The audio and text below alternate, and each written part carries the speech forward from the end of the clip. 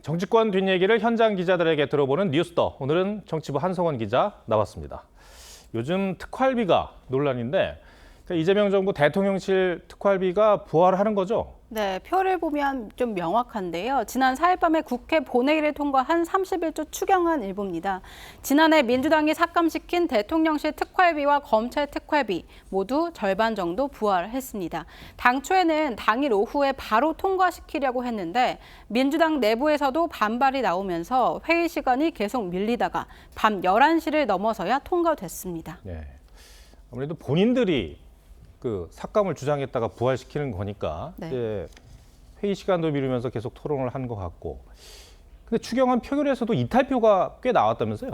네, 표결에서 반대 3명, 기권 11명이나 나왔습니다. 검찰개혁을 주도했던 김용민, 민영배, 장경태 의원 등이 모두 기권표를 던졌습니다.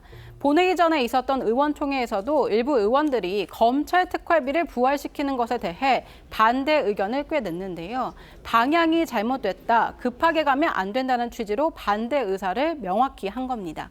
특히 민영배 의원은 SNS에 검찰 특활비를 이번 추경에 편성하는 건 온당치 않다 이렇게 공개적으로 반기를 들기도 했습니다. 결국 검찰개혁 입법을 마무리한 뒤에야 검찰 특활비를 부활한다 이런 조건부 부대 의견을 달기로 결론을 내린 뒤에야 본회의에서 통과가 됐습니다. 본회의 처리 전에 한 민주당 의원은 저희 취재진에 너무 급하게 했다, 하지 말았어야 했다 이렇게 말을 했고요. 다른 의원은 그래도 당이 건강한 증거다 이렇게 말하기도 했습니다. 예.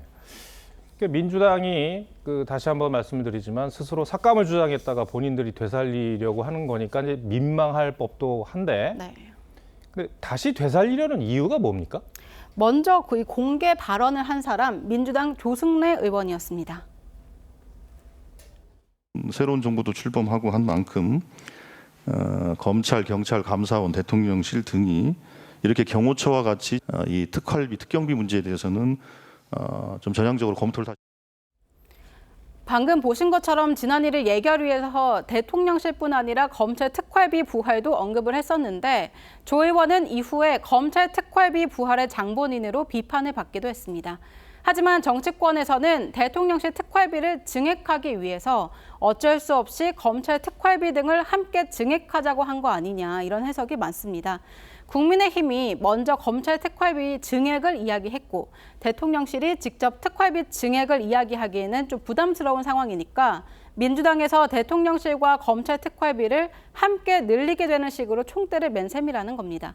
하지만 이런 상황을 모두 감안하더라도 내로남불이다 이런 지적은 피하기 어려워 보입니다. 네, 국민의힘은 이제 이번 주에 안철수 혁신위가 이제 본격적으로 활동을 시작을 하는데 네.